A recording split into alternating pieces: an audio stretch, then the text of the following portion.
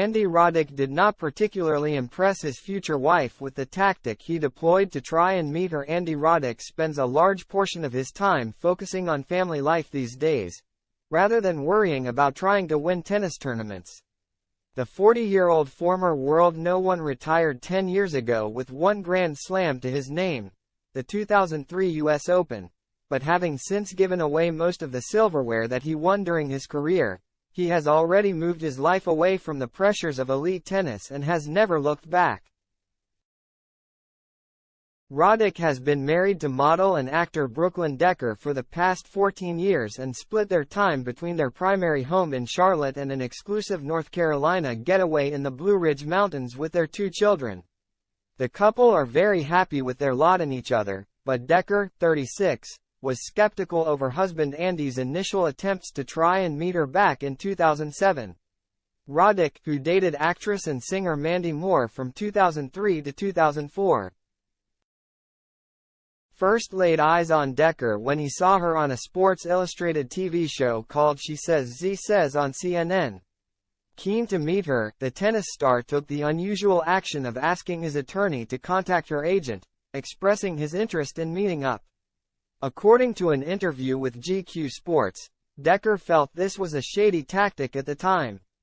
Justifying his actions, Roddick said, "The only thing I will say in my defense is I didn't do it all the time. The shooting of the shot was a one-time thing." Decker's modeling career took off in New York. But although she had some friends in the city, she felt lonely. She decided to Google Roddick and found his entertaining post-match press conference after he was beaten by nemesis Roger Federer in the semi-final of the Australian Open. Having taken to his sense of humor, the pair spoke on the phone for weeks before finally meeting up in New York for a first date. Decker said, "We had breakfast the next morning. We did not spend the night together." Before long, the rising model was traveling to Washington, D.C. to watch Roddick compete.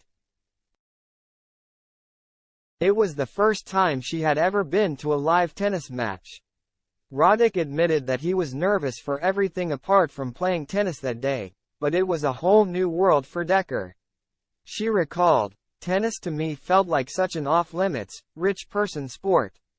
And so to see him breaking rackets, foul-mouthed, this renegade approach he would take sometimes, I always found it really funny, 'cause it seemed to shake up the rigid world that tennis was.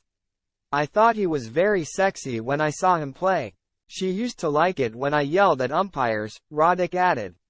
Less than 12 months after they started dating, the tennis star proposed to his girlfriend in their hotel room at Indian Wells, with Roddick going down on his injured knee to pop the question. The couple married in Austin, Texas in 2009 but lived such busy lives that they could go 2 months without seeing each other.